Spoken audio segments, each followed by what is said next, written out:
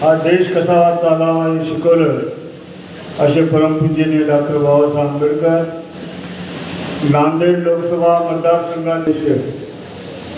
मित्रांनो, उद्या घातलेल्या लोकसभा निवडणुकीदरम्यान आज सर्व प्रमुख कार्यकर्त्यांची बैठक आपण इथं बोलू. कार्यकर्ता संगत असेल तर प्रत्येकाने खरं म्हणलं तर आता 100-200 माणसाची तयारी आजपासून आपल्याला करावी लागणार.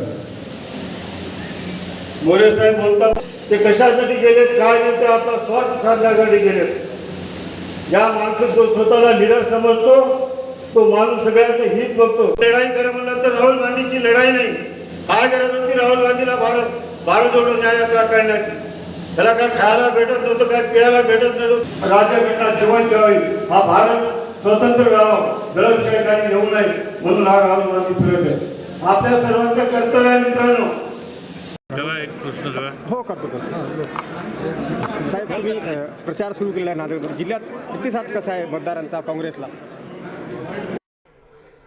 जिल्ह्यामध्ये उमेदवारी मला तिकीट जाहीर झाल्यानंतर सतत 8 दिवस झाला मी जिल्ह्यात दौरा करतो. बिलोली केला, नायगाव केला, देगलूर केला, मुखेड केला, आज नांदेड दक्षिणमध्ये इथे सभा घेतली. लोकांना संबोधित केलं, लोकांचा उत्साह पाहिला तर मला काही भीतीचं कारण नाही. आज लोक मला आज बघितलं आहे नांदेड दक्षिणचे, मी काही नवीन उमेदवार नाही.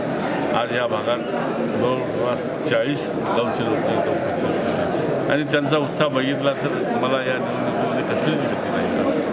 अशोक चव्हाण जे सभा वगैरे घेतात त्याच्यामध्ये ते म्हणतात की आम्हाला काँग्रेसचं आव्हान नाही, ही निवडणूक आमच्यासाठी एकतर्फी आहे. काँग्रेसचं आव्हान नाही, लोक ठरवतील, मी कोण ठरवणार? ते चव्हाण साहेब म्हणतात. चव्हाण साहेब त्यांचा व्यक्तिगत प्रश्न आहे, पण आज काँग्रेस आहे ना जिवंत महाराष्ट्रामध्ये, या देशामध्ये. बीआरएसचे नेते सुरेशदादा गायकवाड यांची तुम्ही सदिच्छा भेट घेतली, काही पाठिंबा देण्याची घोषणा वगैरे त्यांनी केली आहे? माझे कसं आहे, लोकसभेमध्ये निवडणुकीला उभा टाकल्यावर सगळ्यांनाच भेटावं लागतं. बीआरएस असतील, इतर पक्षाचे असतील, शिवसेनेचे असतील, जे जे काही मित्र पक्ष असतील त्यांना भेटून मी विनंती केली की बाबा गायकवाड दादा, तुम्ही आम्ही शिवसेनेचे आहोत, देगाव नायगाव एकच आहे. अनेक वेळा त्यांनी मला मदत केली मागे, आजही त्या मदत मागितली. ते तुमचा जो पट्टा आहे ना तिथं देगलूर असेल, उमरी, तेलुगू भाषिक खूप जास्त आहेत त्या भागात आहेत ना. हो, मग त्या परीनं म्हणजे ते काय पाठिंबा वगैरे देणार किंवा मदत काही करणार बीआरएस?